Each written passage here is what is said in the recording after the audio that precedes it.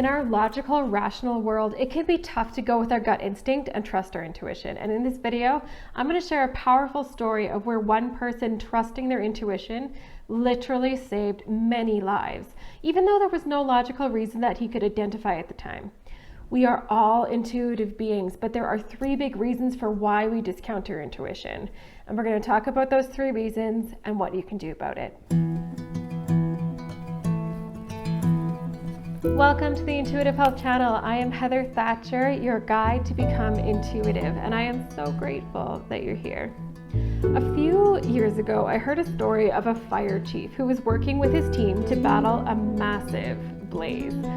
All of a sudden, the fire chief got this funny feeling, and he ordered everyone to get out of there as fast as possible.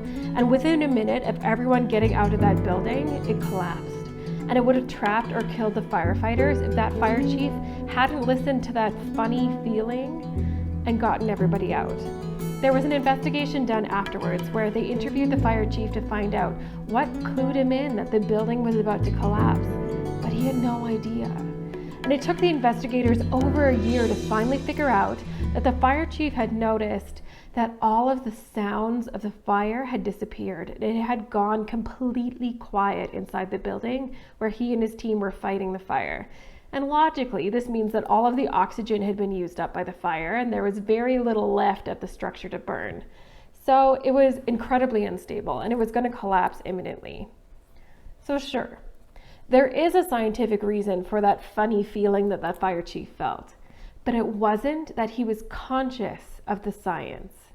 It was his intuition, piecing all of that subtle information together and creating a conscious thought. That is how intuition works. Intuition takes all of the subtle messages and information that's happening within us and all around us, and it puts it together to form a conscious thought. There's a ton of research that's looked into the very well-documented nurse's intuition.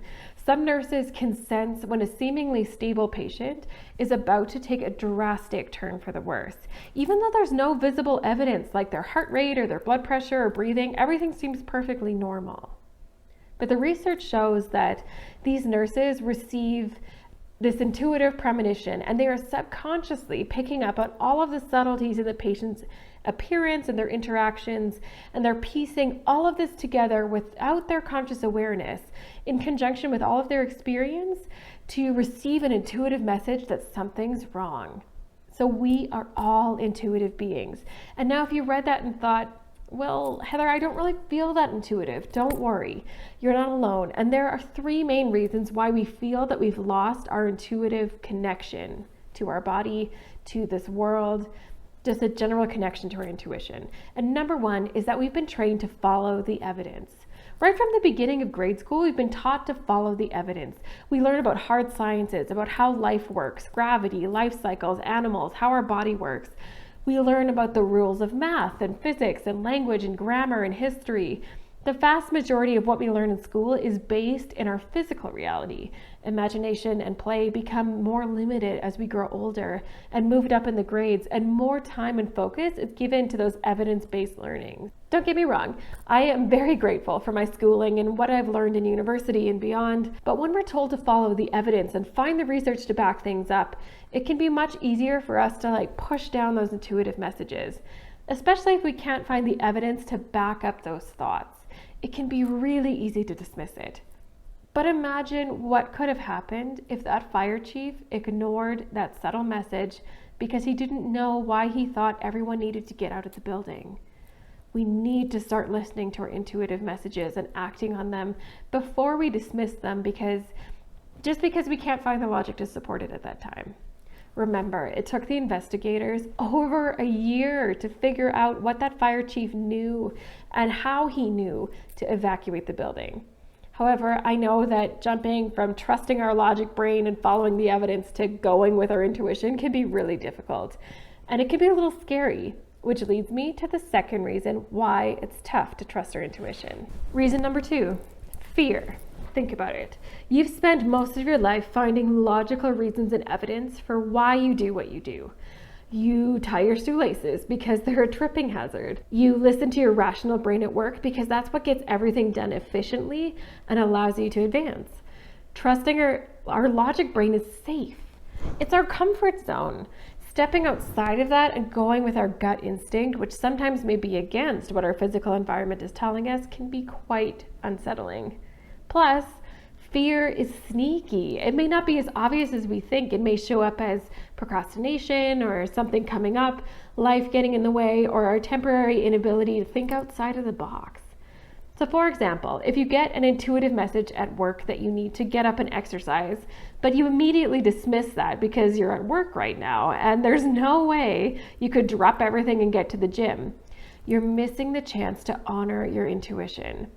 Absolutely. You can't just drop everything and go to the gym, but you can stand up, stretch out a bit, walk to the staff room for some water, or do something else that's small and easy and will fit into that moment of your day and that environment. The other big way that fear can show up for us is the fear of what our life will look like if we identify as being intuitive.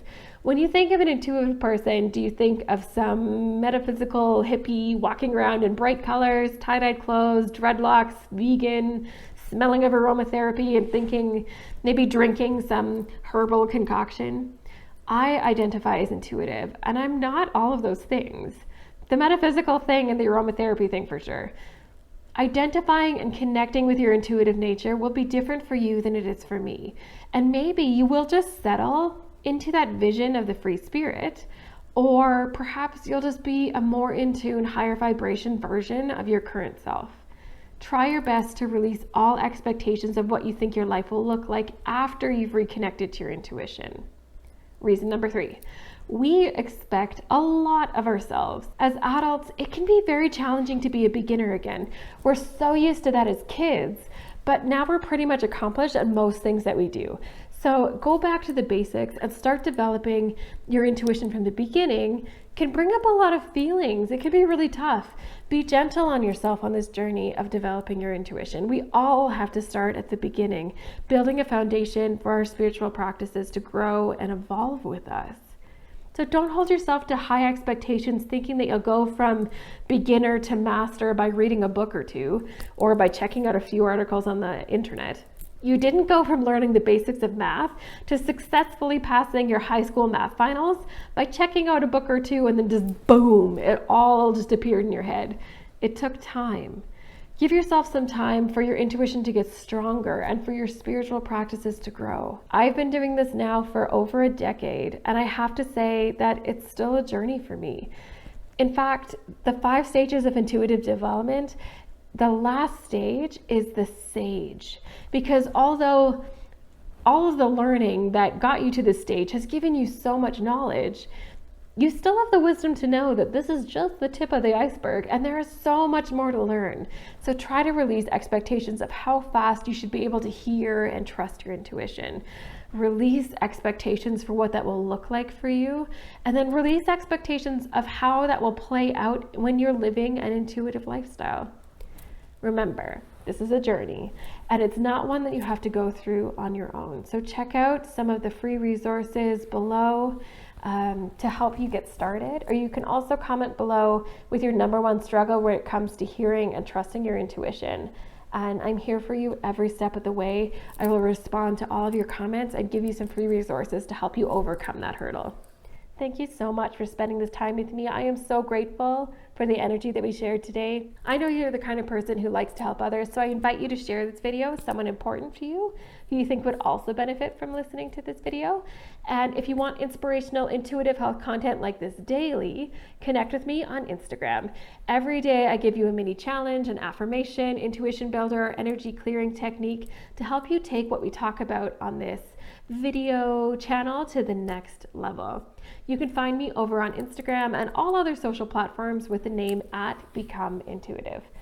I am so grateful for you, beautiful soul, and I wish you all the peace, love, and light for you this week.